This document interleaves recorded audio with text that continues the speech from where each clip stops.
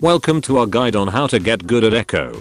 Being one of the most risky operators in Rainbow Six Siege, Echo is able to take down and nullify even the most experienced of players.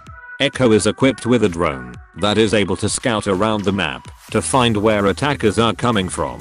However, it is also able to stick to ceilings and turn nearly invisible after a few seconds. Attackers are unlikely to ever notice the drone once it is cloaked, unless it uses its spooky stun ability. The stun ability allows the drone to disorient enemy players, making it near impossible to aim accurately, while also temporarily muting their audio. The effects of this stun lasts roughly 10 seconds if the target is stationary, or nearly twice that time if they attempt to run like a little bitch.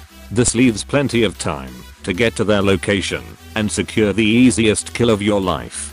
In terms of weapons, Echo gets access to the MP5 submachine gun and the Supernova shotgun. The Supernova is a very powerful weapon that will likely one-tap unsuspecting idiots at close range. However, due to the fire rate being slower than content updates, players will be left very vulnerable if they are not able to hit the first shot. It is recommended that players are able to position themselves in close quarters if they decide to play with this risky powerhouse. The MP5, however, is a more versatile weapon that will very likely be favored by most players. The sights are up to personal preference, with most people more likely to take advantage of the ACOG scope that has become popular among high-skilled players. However, I personally like the clean red dot scope for a more open playstyle. The secondary weapons include a water pistol or a fucking bullet hose. Choose wisely. When playing Echo, players should put themselves in a position to defend key areas or choke points. More importantly, you want to make it impossible for enemy players to get to your position without giving you the opportunity to stun them first. A good Echo player should never be in a situation where they have to give the enemy team a fair fight. Your goal is to artificially make your own chances of winning higher by making it impossible to be challenged without the enemy being at a severe disadvantage. After all, you don't have to be a professional fighter if your opponent has no arms. An Echo player is able to camp almost anywhere they can be confident they'll be safe. They are able to roam on obscure parts of the map to take better advantage of their intel by already being in a flanking position. However, it is suggested that they should always be able to return to the objective room within 10 seconds if the attackers suddenly turn into competent players. An Echo is able to use their drone to roam around their camping spot without the heightened risk of getting fucked up. However, it's always a safe option to patrol around your immediate area, as this allows you to both defend yourself when needed and to follow through with enemy players you manage to stun. As the stun temporarily mutes audio, you will still be able to sneak up on your enemy, regardless of your 1-speed elephant legs. You may also be able to bait enemy players into favorable positions if you are able to act fast enough. Once they are in a good place for you to engage them, simply stick to the ceiling, give them a stun, and enjoy watching them panic as you gun them down like a fish in a barrel or kids in an American high school.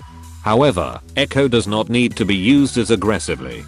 Being a 3-armor operator makes it perfectly acceptable to camp in the objective room and use your drone to send enemy players to the rank they fucking deserve. If you are able to keep up constant communication with your team and have all entry points covered, it will make it near impossible to lose a defensive round. Alternatively, you can also use the drone to assist your teammates in locating enemy players before stunning them for an easier kill. This can often be one of the most difficult things to do as an Echo player, as the drone is not able to tag enemies, often making it hard for teammates to follow up on stuns. When possible, always chase these enemy players yourself, as it makes it more likely to secure the kill, and it also makes you look better on the scoreboard. Because Ubisoft thinks that blinding a player for 10 seconds is less useful than hitting them once in the foot with a water pistol. Something to keep in mind is that if the other team is hacking, or if it is the will of Lord Tachanka, then you may die once every few seasons. If this unthinkable event happens, then keep in mind that you will still be able to look through your drone. However, you won't be able to use it to stun anyone. Good communication to your team is essential, as you will still be the only player who can see your drone's perspective. Let's now talk about counters.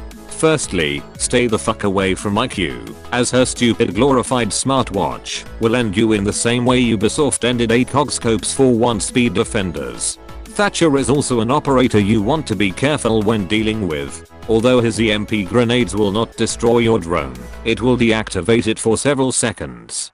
Keeping this in mind will serve you well. Players must keep in mind that going outside will make the drone lose signal after 3 seconds. However, it will still be possible to physically recover it if necessary, but you will likely get fucked up long before you are able to use it again. Outside truly is the biggest counter. Lastly, be mindful that the Kobe is not able to either hack into your drone or ring you at inconvenient times, so feel at ease knowing they'll never know where you are until they're getting shot in the fucking face. This concludes today's guide on how to get good at Echo. You'll now be the most unstoppable defender on your team and have a kill-death ratio higher than Electronic Arts executives. But until next time, have fun and embrace the bullshit.